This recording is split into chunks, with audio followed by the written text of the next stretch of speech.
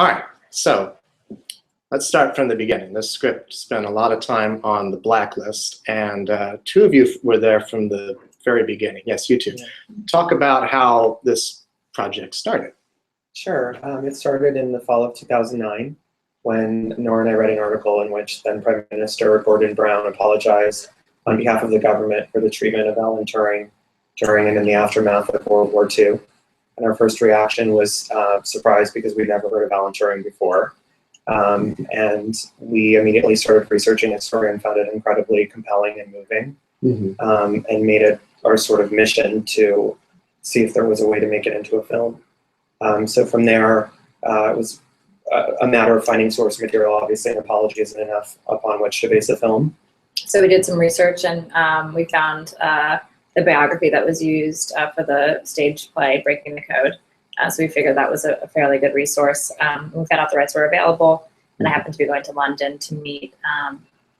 I was going on a trip to London with my roommate at the time, and I set a meeting with Hodges and his agent, and I shared Ido and I's passion for telling Turing's story, and convinced him that, Ido and I, with no jobs and no credits and only TV experience, were the perfect people to tell his story. And so we optioned the book and came back to the States and tried to set it up, but didn't really know what that entailed. And ultimately, decided we needed to find a writer. And it was a coincidence that I had met Graham Moore, the screenwriter, on a staffing meeting when I was working in TV, and we kept in touch. And he actually had been working on a TV show with my other roommate at the time. So we had a house party, and he was there. And I was doing sort of the song and dance you do when you aren't working, but you don't want people to feel bad for you. So I said, I optioned this book. I'm working on this side project. It's all good. And he overheard me talking about it and said, I'm obsessed with Alan Turing. One day when I'm a famous writer, that's my passion project. I want to tell that story. And so I called Ido and I said, I found someone who's really passionate about, telling the story. And Ido said, I think he needs to pitch us. I don't know who this guy is. He's running on a half-hour comedy. Yeah. And so we had Graham pitch us and started working with him, went through a few drafts of the script, and we worked on it for about a year. Fortunately, we got other jobs at the time, so this was just like a fun side project. Yeah. And then we turned it into his agents, and in a twist, they read it fairly quickly, and then we were really excited about it. And so we first set it up at a studio, but there were some other people interested, including Teddy, who had been tracking the story at that time. Right, and you became involved. I became involved officially in the fall of 2012 when the script first went out to the studios. I read it at that same time and tried to partner, but it was sort of too competitive at that time, and things happened the way they happened. And a year later, the rights became available again, and I just spoke very loudly and said, I really think we could make something special, and I think we could collaborate in a way that protects the story, that tells it with integrity, and does something that could be cinematic. And so we partnered up in that fall, and my company also finances films, so we agreed to fully finance it and to produce it together. And we were off to the races of figuring out, could we put pieces together? Could we find a director?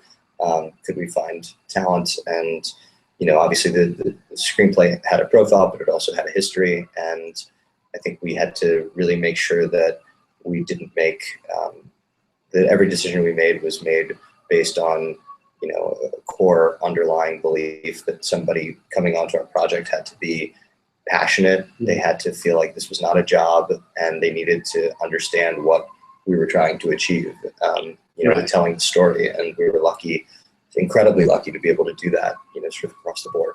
And what did the director, Morton Tilden, I'm saying his name, what did he bring to the table that made you say, okay, this is the guy that we need to get to direct this film? I mean, Morton was not on any of our lists. We hadn't heard of Morton. He was not yet nominated for a BAFTA for Best Foreign Film. Headhunters had not received a strong theatrical release in the States, so there wasn't an awareness of his work. But his agents reached out to us and said, here's someone. He may not be where you are right now, but but give it a shot. And so, we had started out looking for a UK director. That was sort of the intention as American producers, an American writer, was to find, we knew we were going to shoot the film in the UK. We knew we were going to go for an all British cast, but we didn't necessarily know who our director was going to be. And when we watched Headhunters, we were all blown away just creatively by the tonal balances within that film, from a thriller to a screwball comedy to romance and a drama, a singular character that we were tracking throughout, a visual style that that didn't do anything conventional, and we just thought that this person could be a really exceptional director. I wonder who they are. And so we happened to Skype with Morton, and he said everything that we could possibly have hoped of as far as how he wanted to tell the story, how he wanted to shoot the film, and he really understood the importance of Turing's story and getting it right and protecting the legacy. And within 48 hours of that first Skype, he was on the project. Let's talk about that cast, starting all the way at the top with Benedict Cumberbatch. Why him, as opposed to any other number of British leading men who are working right now? What about Cumberbatch made you say, this is the guy to play Alan Turing? Gosh, I could sing his praises for hours. I think the first, Sorry to be drinking on camera. the first ingredient was It's a Diet Coke. was his passion for the material and his drive to tell the story. When we first met with him, we could tell just in meeting with him that he'd researched Alan's story, that he had followed it, that it moved him, that this wasn't a job for him. This would be a profound experience and undertaking for him. I think for me personally, one of his best traits, or the best element of Benedict as an actor, is that you never doubt his intelligence. And I think, for all of us, we approach telling a story of a genius with a lot of humility. I mean, there's no version in which you ever completely capture the mystery of any personality, let alone someone this important. But with Benedict, you at least always get a sense there's a really intelligent person at work behind the scenes, behind his eyes. He can't hide it. So it felt like such a natural fit. And then his emotional core is also really strong, and he can play repression very well too. So, this is me having a fan moment about Benedict. So you guys join in if you know where you want. I think Morton, when we first were talking to him creatively, I think he said Benedict was his top choice, and that's who he envisioned when he was first reading the script and saw no one else. So I think there was really, persuasive. And Keira Knightley, playing the, I don't want to say love interest of the story, but I guess companion to him. Talk a bit about her. I mean, Kira's fantastic, and I think that she has such an intelligence and such a wit and such a presence, and I think we needed to find somebody who would have both the acting chops and the presence and the chemistry, for our Alan Turing, who we knew was Benedict Cumberbatch, and she was really the first name on all of our lists, and we were lucky enough that. It might even have been without a formal offer. She knew of our project and reached out and said this was something that was really important to her, that it was a role that she was very passionate about playing. And it sounds like an embarrassment of riches, but this was sort of the way that certain things came together on this film, where people understood, understood the significance of the film and wanted to be a part of it. And I think that, there's also a very strong female empowerment message within the character of Joan Clark, who is a real person who did have an engagement with Alan Turing, who was his closest friend as an adult. And I think Keira was really able to latch on to, there's a lot of injustice that takes place in this film, but the injustice of Joan Clark, of being someone who is vastly intelligent, but isn't able to work at the same position as the men, isn't able to be paid the same amount of money, has to almost mask it in order to fit in. And I think that, her underlying strength and intelligence, came across very subtly, but perfectly in the film. Right. Now, as producers, you're sort of the unsung heroes of film, right? Talk a bit about what you do, not just from business standpoint, obviously, of putting the film together, but from a creative standpoint. How do you, bring all these elements together in order to make a cohesive film, especially one like this, which has so many different elements going in it. Like, I mean, I think everybody. Oh no, please. I was gonna say, I think, a lot of credit goes to Morton and, us believing in our director and his creative vision and wanting to support that vision and, trusting him and his instincts. So that's first thing. But I think a lot of producing is timing and being relentless and determined and persuasive and focused and finding ways to make decisions and get people on board and then really do whatever you can to support. And I think that all of us really gave ourselves to this film over the last from the development stage, which was a little over 4 years ago. To when we started pre-production, back in July, this was really everybody's full-time focus and something that we really believed in. And you never know whether things are going to work out and how it's all going to come together. And there were lots of stops and starts along the way. But, I think a level of optimism, passion, and dedication. And sometimes it works out, which we'll see whether this one does. So our film is yet to be released. Right, yeah. Well then, I mean, I guess you seem awfully proud of your film here. I had a question there that I was kidding. What was the greatest challenge, I guess, that you faced in bringing this to the screen? Was there ever a moment where you thought, well, this isn't really going to come together, or I don't know if this is going to work the way we want it to? Or I think there were so many moments like that. It's been a 5-year process for us, so there were definitely moments where we didn't see how the story would come together, or how financing would come together, or how the perfect cast would come together. But I think you spoke to this earlier, so I'll start and then you feel free to continue. I think that the main challenge is really has to do with our feeling of responsibility to Alan Turing's memory to get this story right.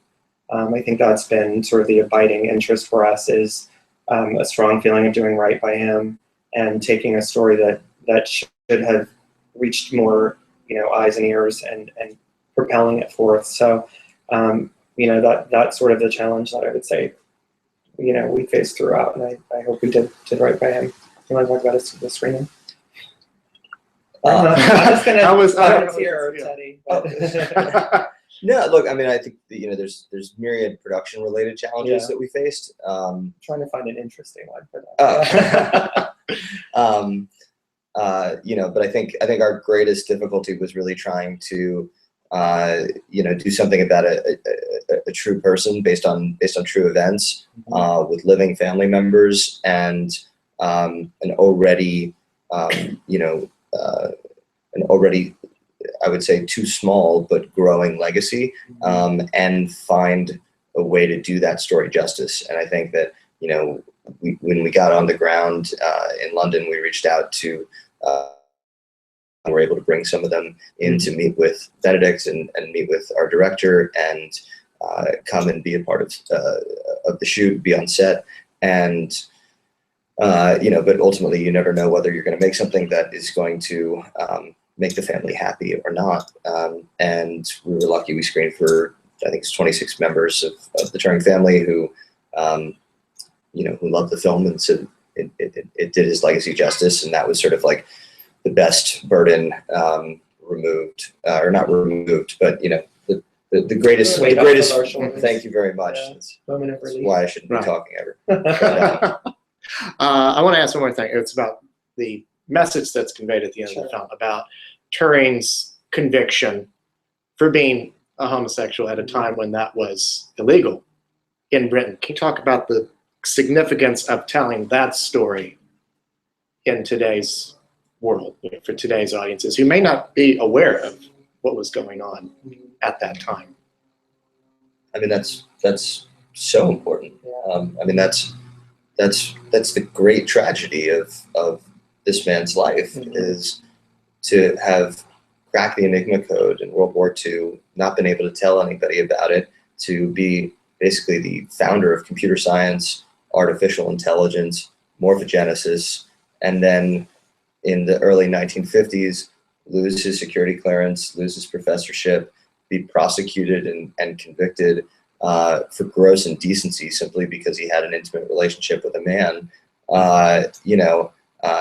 which ultimately led to, a year of chemical castration, of hormonal injections that led to his suicide at the age of 41. I mean, that was so incredibly important for us to be telling, because that is the great tragedy of this story. And I think the benefit that this film has is that hopefully we can tell both that injustice and the triumph of his life in a way that hopefully allows it never to happen again.